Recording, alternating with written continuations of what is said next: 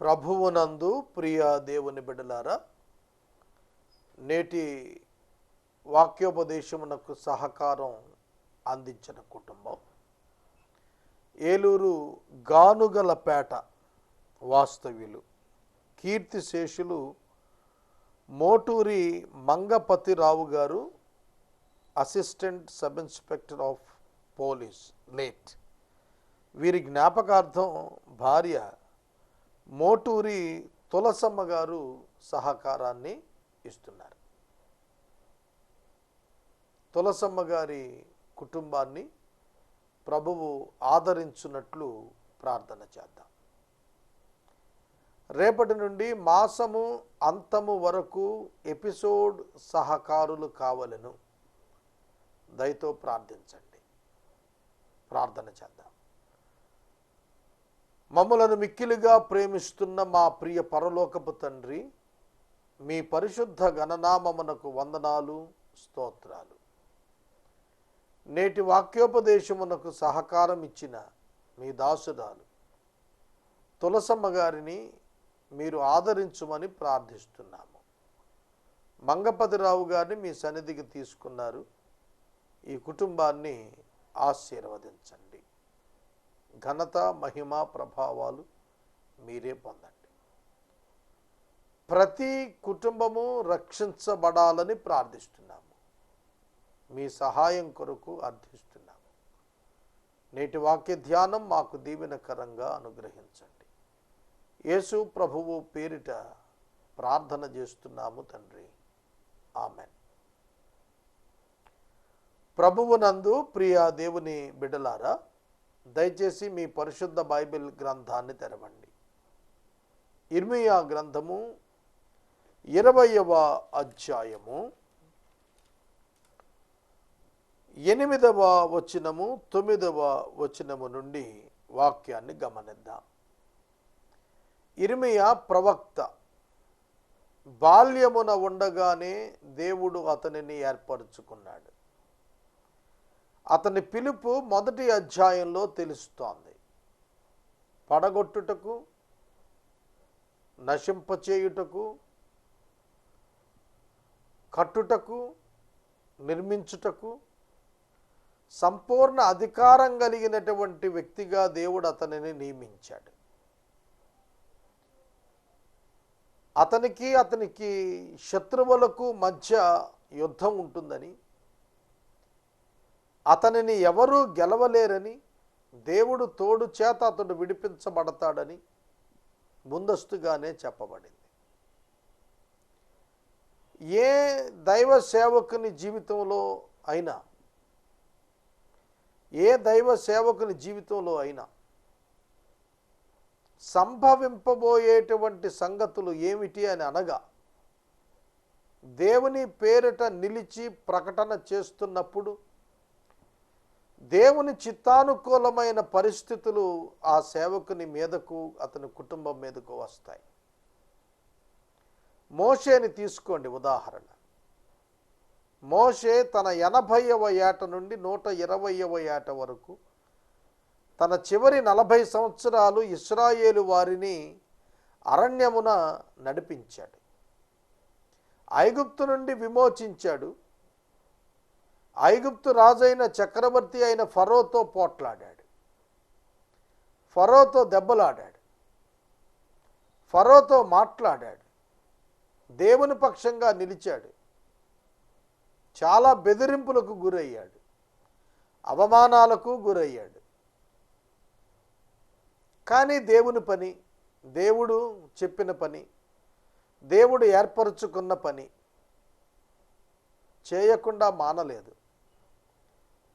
దేవుడు అతనిని అనాదిగా విడిచిపెట్టలేదు. తన శక్తిని, అతని జీవితాన్ని చూపిస్తూ వచ్చాడు. ప్రజలు మోషేను అర్థం చేసుకోలేదు. దేవునికి అనేక పర్యాయాలు తిరుగుబాటు చేస్తూనే వచ్చారు. మోషే చేత నడిపించబడుతున్న కాలంలో మోషే చాలా హృదయ వేదనకు గురయ్యాడు. అనేక సందర్భాల్లో సౌఖ్యంగా గడిచిన సందర్భాలు అతని జీవితంలో తక్కువ కనిపిస్తాయి. అత్యధిక కాలం టెన్షనబుల్ జాబే అతడు జీవించాడు. ఓల్డ్ టెస్టిమెంట్లో ఉన్న అత్యధికమైన భక్తుల జీవితాలు మీరు చూస్తే దేవుడు వారి జీవితాల ద్వారా తరతరాల వారికి సందేశాన్ని ఇవ్వటానికి, వారిని శ్రమల గుండా నడిపించినప్పటికీ, శోధనల గుండా నడిపించినప్పటికీ, గాయాల పాలు అయినప్పటికీ వారి జీవితాల ద్వారా ఒక సందేశం దేవుడు సిద్ధం చేయగలిగాడు. ఆనాడే కాదు, ఈనాడు కూడా అంతే. అందుకే దేవుని సేవకు అందరూ వచ్చేవారు కాదు. దేవుని సేవకు ఆ స్పిరిచువల్ కాలింగ్ యొక్క ఎక్స్పీరియన్స్, అవగాహన ఉన్నవాళ్లే వచ్చేవాళ్ళు. ఆ సమర్పణ ఉన్నవాళ్లే దేవుని సేవకు వచ్చేవారు. దేవుని సేవ ఉద్యోగం కాదు. దేవుని సేవ ఎర్నింగ్ వే కాదు. సంపాదన కొరకైన మార్గం కానే కాదు. కానీ కాలక్రమేణా అంత్యదినాల్లో మార్పులు వచ్చేస్తున్నాయి. Most profitable employment Christian ministry అనే భావనకు వచ్చిన వారు చాలామంది ఉన్నారు. అది పొరపాటు అవగాహన. కనుక గ్రౌండ్ లెవెల్ బేస్డ్ మినిస్ట్రీ ప్రారంభించి జీవితాన్ని ప్రారంభించాల్సిన అవసరం ప్రతి సేవకునికి ఉన్నది. లేకుండా దైవ విధానం కాకుండా సొంత మార్గాన్ని ఎన్నుకుంటే అపవాది సేవకుడిని చాలా సులువుగా బురిడీ కొట్టిస్తాడు. యేసు ప్రభువుతోటే మాట్లాడాడు. నా రాజ్య మహిమ నేను నీకు ఇస్తాను, నాకు నమస్కారం చేయమన్నాడు. అన్బిబ్లికల్ వేస్లో, కాంప్రమైజింగ్ వేస్లో మినిస్ట్రీని ఎవరు కొనసాగించినా సాతానుడు తన రాజ్య మహిమ అయిన ఫైనాన్సెస్ వాళ్ళకి ఇచ్చేస్తాడు. సోల్ విన్నింగ్ ఉండదు, ట్రాన్స్ఫర్మేషన్స్ ఉండవు, ఇవాంజలిస్టిక్ మినిస్ట్రీస్ ఉండవు. చాలా అద్భుతంగా వారి ప్రభావం కనపడవచ్చు, కానీ బిబ్లికల్ స్టాండర్డ్స్ అందులో కనపడవు. చూడటానికి పరిచర్యలానే ఉంటుంది. కనుక ఇది వ్యత్యాసం. నిజ స్నేహితుడు నిత్యం కన్నీళ్ల మధ్యనే జీవిస్తున్నాడు. కన్నీళ్ల మధ్యనంటే ఆకలితో అని కాదు నా అర్థం, పేదరికంతో అని కాదు నా అర్థం. భారముతో, దర్శనముతో, వేదనతో, ఆత్మల కొరకైన వేదనతో జీవిస్తాడు. అతడే నిజమైన సేవకుడు. కనుక లోకము యొక్క ప్రమాణాలను దైవిక ప్రమాణాలలో చేర్చేస్తే మోసపోయేది ఆ వ్యక్తులే. ఇది మనం గుర్తుపెట్టుకోవాలి. ఇక ఇర్మియా విషయానికి వచ్చేటప్పటికి, ఇర్మియా పలుకుతున్న దేవుని యొక్క మాటలు అలనాటి యూదులకు ఇష్టం పుట్టించలేదు, హృదయానికి చికాకు కలిగించాయి. ఎప్పుడూ తిడుతూనే ఉంటాడేమిటి, ఎప్పుడూ ఖండిస్తూనే ఉంటాడేంటి, ఎప్పుడూ మమ్మల్ని గద్దిస్తూనే ఉంటాడు, ఎప్పుడూ బుద్ధి చెబుతూనే ఉంటాడు, ఎప్పుడూ వ్యతిరేకంగా మాట్లాడుతుంటాడు, మాకు అనుకూలంగా మాట్లాడడా ఈ సేవకుడు? అది ఆనాటి యూదుల యొక్క బాధ. అందుకే ఆ సేవకుని మీద తిరుగుబాటు చేసి, హింసించి, మాటలతో యుద్ధం చేసి, బాధ పెట్టడానికి ప్రయత్నం చేస్తూ ఉండేవారు ఆనాటి యాజకులు, ఆనాటి అధికారులు, ఆనాటి రాజులు సహితము. ఆ పరిస్థితులు చూసినటువంటి ఇర్మియా చాలా బాధపడుతూ ఉండేవాడు. దేవా, నువ్వు ప్రేరేపించావని నేను ప్రేరేపణ పొంది వెళ్ళి మాట్లాడేస్తున్నాను, నాకు అవమానమే కలుగుతోంది. లాఫింగ్ స్టాక్, నవ్వులు పాలవుతున్నానయ్యా దినమెల్లా. గ్రహించండి, సేవకుడు నవ్వులు పాలవుతున్నాడు. నేను నిన్ననే చెప్పాను, నోవహు కాలములో నోవహు నవ్వులు పాలయ్యాడు, లోతు కాలములో లోతు నవ్వులు పాలయ్యాడు. అర్థమవుతుందా? కనుక నవ్వుల పాలయ్యాడు అని చెప్పి సత్యం మారిపోతుందా? మారదు. అతడు అనుకున్నాడట, ఇక నేను యెహోవా పేరు నా నోట ఎత్తను. ఎంత విసిగిపోయాడో చూడండి. నరులం కదూ, మనుషులం కదా, చాలా సందర్భాల్లో అలాగే అనిపిస్తుంది. ఈ పరిచర్య వదిలేసి వెళ్ళిపోదాం అని అనిపిస్తుంది, ఈ దీక్ష వదిలేద్దాం అని అనిపిస్తుంది, ఈ కార్యాన్ని విడిచిపెట్టేద్దాం అని అనిపిస్తుంది. ఎందుకో తెలుసా? విసుగు వచ్చేస్తుంది. విసిగిపోవుట. బైబిల్ గ్రంథంలో అనేక మంది దేవుని బిడ్డలు, సేవకులు విసిగిపోయారు. విసిగిపోయిన వారు కనిపించారు. కాబట్టి విసుగుపోవటం హ్యూమన్ నేచర్, మానవ స్వభావం విసుగు రావటం అనేటువంటిది. కనుక ఇర్మియాకు కూడా విసుగు వచ్చేసింది, ఓర్చుకోలేని స్థితి వచ్చేసింది. అటువంటి స్థితి వచ్చినప్పుడు అత్యధికంగా దేవుని యొద్ద గడపాల్సిన సమయం ఉండాలి. అప్పుడు దేవునితో సమీపించి గడిపి ఆయన నుండి ధైర్యాన్ని, ఆయన నుండి శక్తిని పొంది మరలా పరిచర్యలలో ప్రవేశించాలి. అదే ఇర్మియా చేశాడు. ఆయన పేరు నేనెత్తను, ఆయన నామాన్ని బట్టి ఇక ప్రకటింపను అని నేను అనుకుంటున్నా. అది అంటే సందేశం నా హృదయములో అగ్నివలే మండుచు, నా ఎముకలలోనే మూయబడి ఉన్నట్టుగా ఉన్నది. నేను ఓర్చి ఓర్చి విసిగి ఉన్నాను, చెప్పక మానలేదు. Wonderful servant of God. నేను చెప్పక మానలేదు. No compromise in his teaching. నేను చెప్పక ఉండాలని అనుకుంటున్నా, అది నా ఎముకలలో మండుచున్న అగ్ని వలె ఉన్నది. నేను ప్రకటింపక మానలేదు. సోదరుడా, సోదరి, ఇర్మియా 50 సంవత్సరాల బోధా కాలంలో ఒక్క ఇశ్రాయేలు, ఒక్క యూదా జనాంగం మారలేదు. కాబట్టి ఇర్మియా సేవకుడు కాదా? 25 సంవత్సరాల పరిచర్యలో 20 ఆత్మలు కూడా మందిరములో లేవు అని అంటే అతడు సేవకుడు కాడా? ఆలోచించాలి. కనుక ministry never counts with the numbers of the people attending to the church. సంఘానికి హాజరయ్యే సంఖ్యతో పరిచర్య యొక్క ప్రభావాన్ని లెక్కించటం రియల్లీ ఫూలిష్నెస్. అది హ్యూమన్ సైట్ థింకింగ్, మానవ చూపు విధానం అది తప్ప దైవిక విధానం అది కాదు. అర్థమవుతుందా? కనుక ఇర్మియా సేవకుడే, ఇర్మియా బలమైన సేవకుడే, ఇర్మియా ఘనమైన సేవకుడే. ఇర్మియా తన హృదయములో మండుచున్న అగ్ని వలె ఆ సందేశాన్ని కలిగి ఉండి అతడు ప్రకటింపక మానలేదు, మానకుండా ఉండలేకపోయాడు. నిజదేవుని సేవకుడు తన బోధలో రాజీ పడడు. నాకు ఒక ఆయన చెప్పారు, అయ్యా నీకు చాలా టాలెంట్ దేవుడిచ్చాడు, బైబిల్లో చాలా చక్కటి వాక్య అనుభవం దేవుడు నీకు ఇచ్చాడు. Why don't you try for the job holder Christians into your church? Why don't you invite employees into your church? ఆశ్చర్యం కలిగింది. I never do that. నేను ఎప్పుడు చేయనని చెప్పాను. చేయలేదు. అంటే ఉద్యోగులు దశమ భాగాలు ఇచ్చే వాళ్ళని మందిరంలోనికి ఆహ్వానించుకోమనే సలహా దేనికి? ఆర్థిక పరిపుష్టి కొరకట. అందుకేనా నేను సేవకు వచ్చింది. అలాంటి వారు ఉన్నారు సమాజంలో.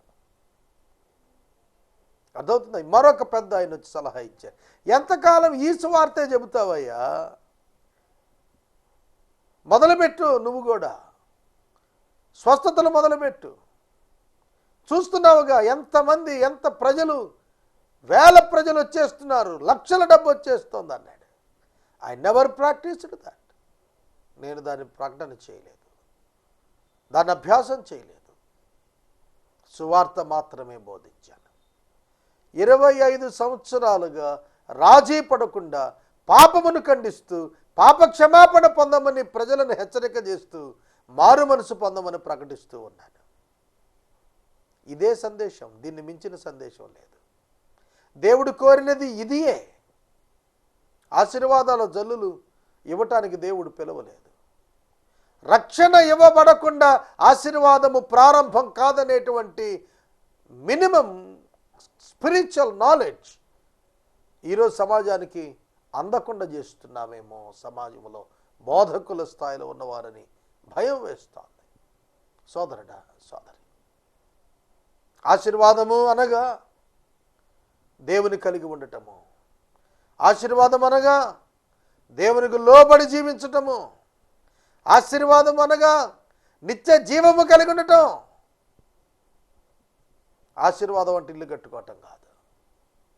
ఆశీర్వాదం అంటే పిల్లలకు కట్నాలు అధికంగా రావటం కాదు. పిల్లలకు గొప్ప గొప్ప ఉద్యోగాలు రావటం కాదు. నిజమైన ఆశీర్వాదం దేవుని కలిగి ఉండటం, అది జీవము, దాని ఫలము అనేక భౌతిక ఆశీర్వాదాలు చాలా చిన్న చిన్నవి. అవి భౌతికపరమైన డెవలప్మెంట్స్ ఉన్నాయి, అవి చాలా చిన్నవి. యేసుక్రీస్తు ప్రభువులో ఇవేమీ కనపడవు మనకు. ఇప్పుడు మనం చెప్పుకునే ఆశీర్వాదాలు యేసుక్రీస్తు ప్రభువు జీవితంలో కనపడవు, యోహాను జీవితంలో కనపడవు, పేతురు గారి జీవితంలో కనపడవు, పౌలు గారి జీవితంలో కనపడవు. సోదరుడా, సోదరి, ఇర్మియా జీవితంలో కనపడలేదు. పశూరు జీవితంలో కనపడ్డాయి. యాజకుడు పశూరు ప్రవచనాల చేత మోసగించి దోచుకున్నాడు, స్నేహితులు సంపాదించుకున్నాడు. కానీ ఇర్మియా స్నేహితులు అతను బంధించి పట్టించి ఇవ్వటానికి సిద్ధంగా ఉన్నారు. He lost all the friends. స్నేహితులు పోగొట్టుకున్నాడు ఇర్మియా తన ప్రీచింగ్ ద్వారా. అన్కాంప్రమైజింగ్ సర్వెంట్ ఆఫ్ గాడ్, రాజీ పడని దైవ సేవకుడిగా ఇర్మియా జీవించాడు.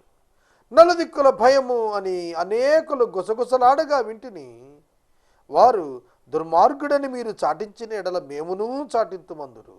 అతడు ఒకవేళ చిక్కుబడును, అప్పుడు మనం అతన్ని పట్టుకొని అతని మీద పగ తీర్చుకుందామని చెప్పుకొనొచ్చు. నాకు స్నేహితులైన వారందరూ నేను పడిపోక చూడాలని కనిపెట్టుకొని ఉన్నారు. స్నేహితులు పడిపోతే చూడాలని కనిపెట్టుకోవటం ఏమిటి? వాళ్ళు ఎట్లా స్నేహితులు అవుతారు? నా మాట అర్థమైంది? స్నేహితులుగా ఉన్నవారు శత్రువులుగా మారారు అని అర్థం. నలుదిక్కులా గుసగుసలు వినబడుతున్నాయి, భయం భయం అనేటువంటి గుసగుసలు వినబడుతున్నాయి.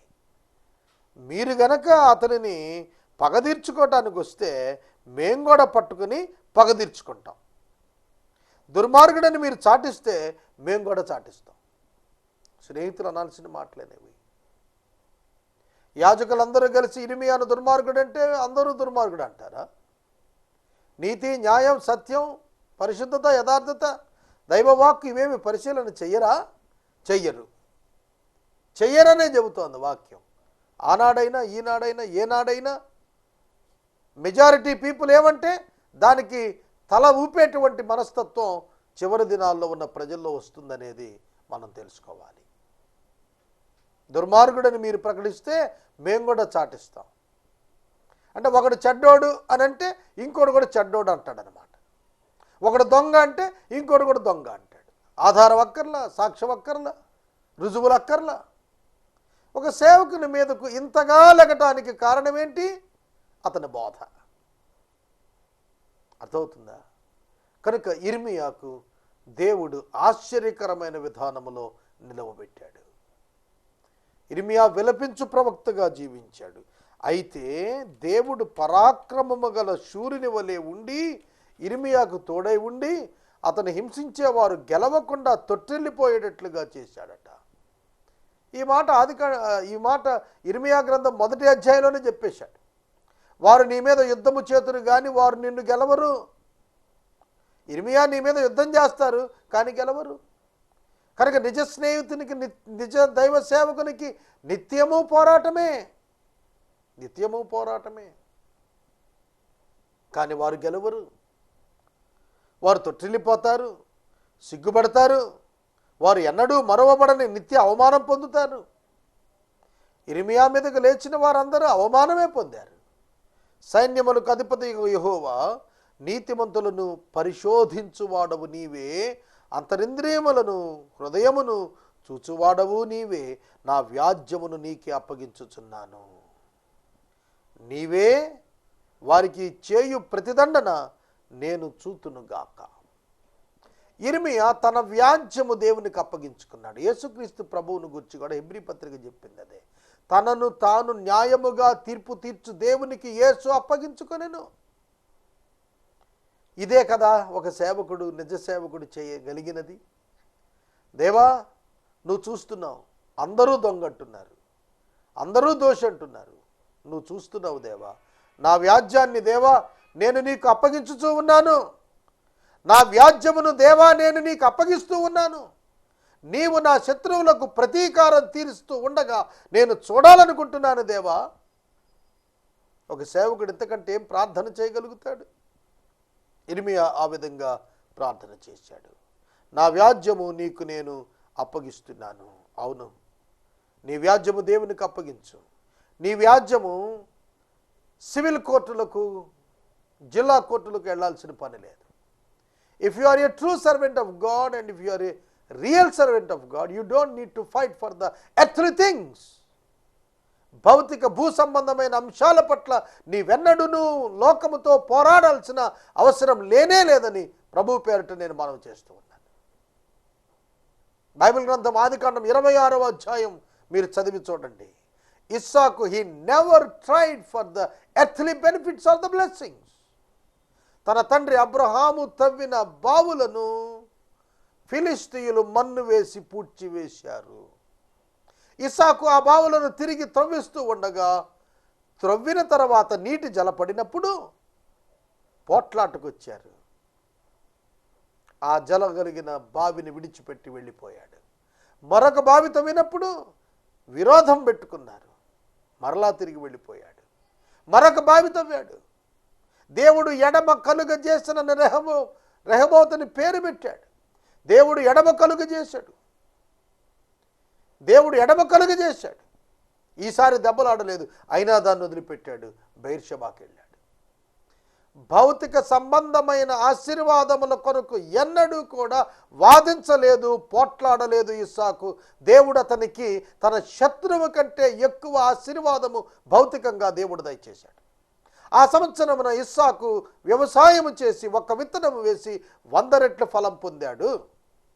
శత్రుదేశములో సైన్యము లేని ఇస్సాకు నొద్దకు సైన్యము కలిగిన అబీమెలకు వచ్చి రాజీ పడటానికి నమస్కరించాడు.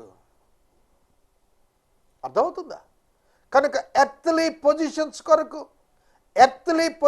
కొరకు ఒక నిజ సేవకుడు, ఒక విశ్వాసి ఎన్నడూ కూడా కోర్టుకు వెళ్లాల్సిన పని లేదని ప్రభువు పేరిట నేను మనవి చేస్తున్నాను. నీ వ్యాజ్యము దేవుని ఎదుట ఉంచు. నీ వ్యాజ్యము దేవుడు తీర్చగలుగుతాడు. సహోదరుడా, సహోదరి, నీవి వారికి చేయు ప్రతిదండన నేను చూతునుగాక. యెహోవాను కీర్తించుడి, యెహోవాను స్తుతించుడి. దుష్టుల చేతిలో నుండి దరిద్రుని ప్రాణమును ఆయనే విడిపిస్తున్నాడు. వండర్ఫుల్.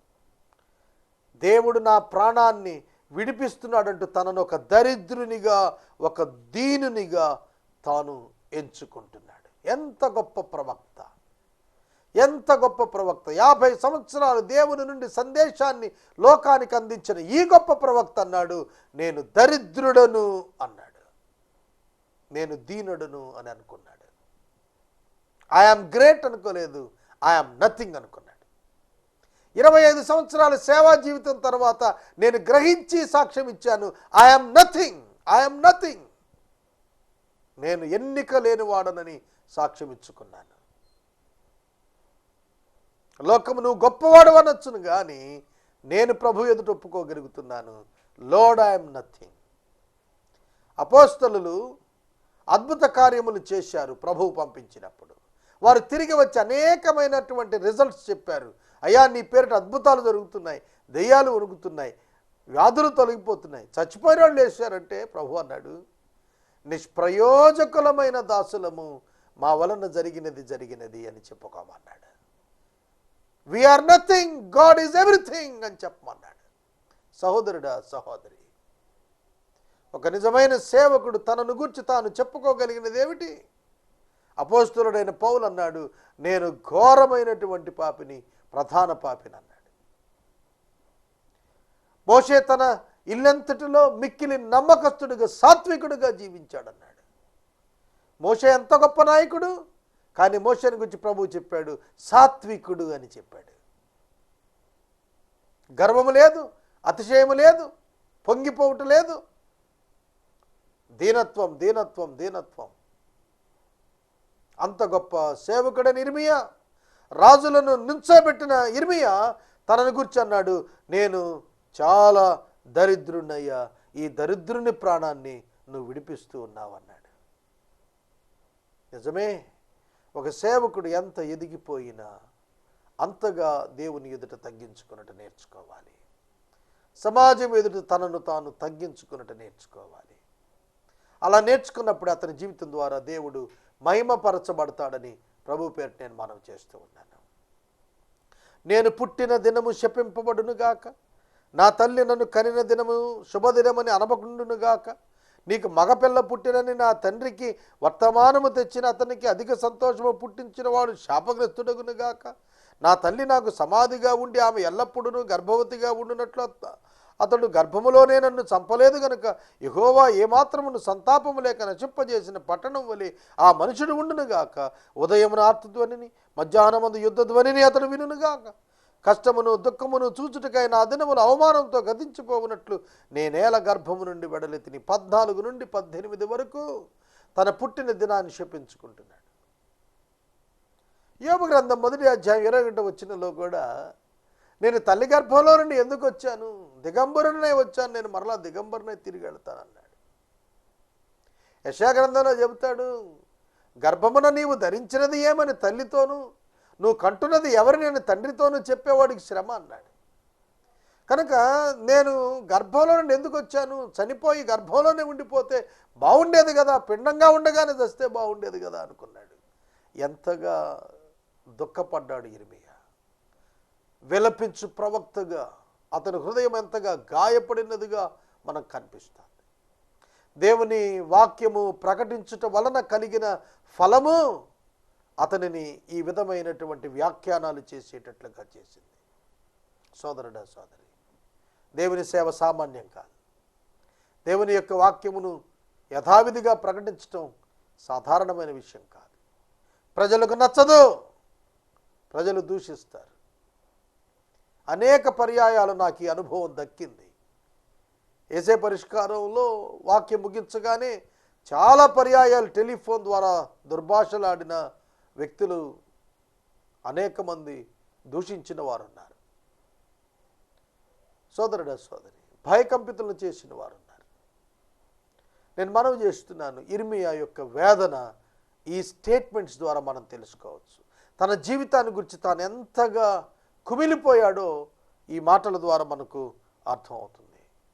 నా జీవితంలో నుంచి నేను ఎందుకు బయటకు వచ్చాను, నా తల్లి గర్భం నుంచి నేను ఎందుకు బయటకు వచ్చాను అని అనుకుంటున్నాను. ఎందుకంటే ఎన్నడూ ప్రోత్సాహకరమైన పరిస్థితులు రాలేదు, ఎన్నడూ అప్రిసియేషన్ దొరకలేదు, ఎన్నడూ మేలులు కనపడలేదు. ఒంటరితనమే, జీవితం అంతా ఒంటరితనమే. వివాహం లేదు, కుటుంబం లేదు, బంధువులు చేర్చుకోరు, స్నేహితులు శత్రువులయ్యారు. ఈ జీవితం ఏమిటా అని చెప్పి బాధపడుతున్నాడు. కానీ ఇర్మియాను దేవుడు ఆశీర్వదించినాడని తన జీవితాంతమును తాను గ్రహించాడు. తన కన్నుల ఎదుట బబులోనుకు యూదా జనాంగమంతా కూడా కన్నీటితో తరలి వెళ్ళిపోయినప్పుడు ఇర్మియా చూడగలిగాడు. దేవుడు తన ద్వారా చెప్పినటువంటి మిషన్ కంప్లీట్ చేయటం ఇర్మియా చూడగలిగాడు. సహోదరుడా సహోదరి, అది చూచి కన్నీరు కార్చాడు ఇర్మియా. నేను వాక్యాన్ని ముగిస్తున్నాను. 21వ అధ్యాయము రేపటి వాక్య ధ్యానంలో ప్రారంభించుకుందాం. ఎపిసోడ్ సహకారులు కావాలి, ప్రార్థించండి. నేటి వాక్యోపదేశమునకు సహకారం ఇచ్చిన కుటుంబము గానుగలపేట ఏలూరు నివాసితులు కీర్తిశేషులు మోటూరి మంగపతిరావు గారి జ్ఞాపకార్థం భార్య శ్రీమతి మోటూరి తులసమ్మ గారు సహకారం ఇస్తున్నారు. దేవుడు వీరిని వీరి కుటుంబ సభ్యులను ఆశీర్వదించాలని ప్రార్థిద్దాం. మనము ఇంతవరకు దైవ సేవకులు కారుపాటి శ్యామ్ సాగర్ గారి ద్వారా ఇర్మియా గ్రంథమును ధ్యానం చేసుకున్నాం. ఈ కార్యక్రమం ద్వారా మీరు పొందుకొనుచున్న ఆత్మీయ మేలులు ఒక ఉత్తరం ద్వారా మాకు తెలియచేయండి. మీ ప్రార్థనా మనవులు మాకు తెలియచేస్తే ఏసే పరిష్కారం కార్యాలయంలో ఏర్పాటు చేసిన ప్రత్యేక ప్రార్థనా శిబిరంలో మీ కొరకు ప్రార్థిస్తాం. మీ కుటుంబ పక్షముగా ఒక ఎపిసోడ్ ప్రసారం చేయాలనుకునేవారు మాకు తెలియచేస్తే మా సిబ్బంది మీ గృహాలను దర్శిస్తారు.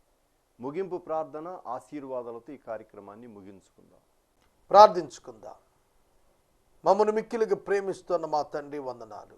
వాక్యము విన్న బిడ్డలను దీవించండి. తులసమ్మ గారికి ఆదరణ దయచేయండి. కుటుంబ సభ్యులను దీవించండి.